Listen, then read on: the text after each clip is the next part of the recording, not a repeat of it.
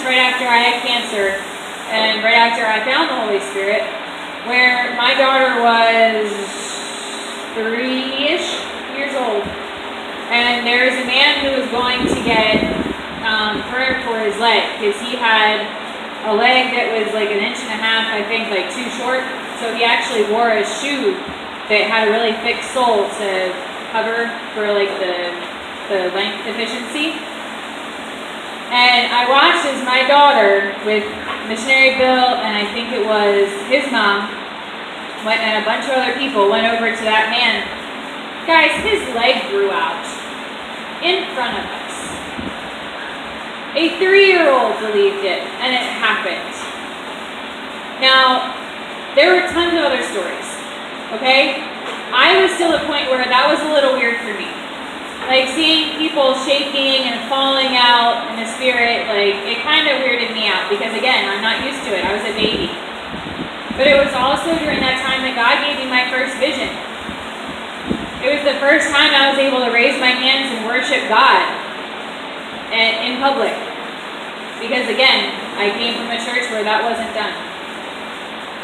So, God uses a lot to get our attention and to break the molds, break the old walls of things that held us back. What I would say is when He's trying to talk to you, because the Holy Spirit's going to talk to you.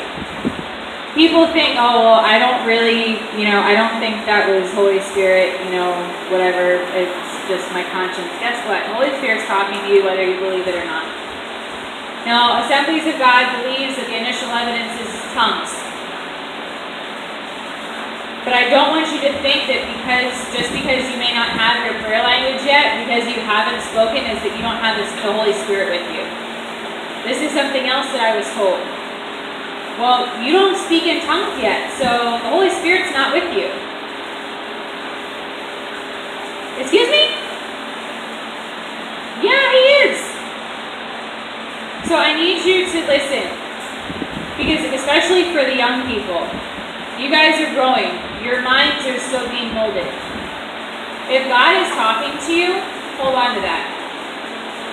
Do not let people look down on you because you are young and tell you that the Holy Spirit is not speaking to you, because He will every single day. He will every single minute. Open up your heart and let Him speak. He will. I'm telling you. I was teaching the kids in the back a couple months ago.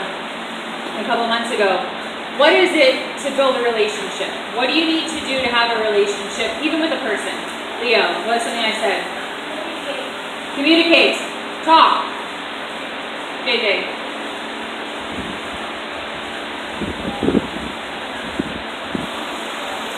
Praying, okay.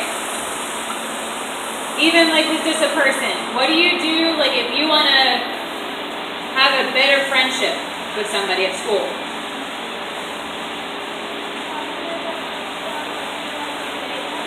Find out what they're like. Find out what they like. Okay? Okay? One thing I said was spend time. Something that is super important, that there are times that I even struggle with this, is making time for God. It is so important in your spiritual life to make sure every day you are finding time with God. Read the Bible. Pray. But you don't always just have to sit down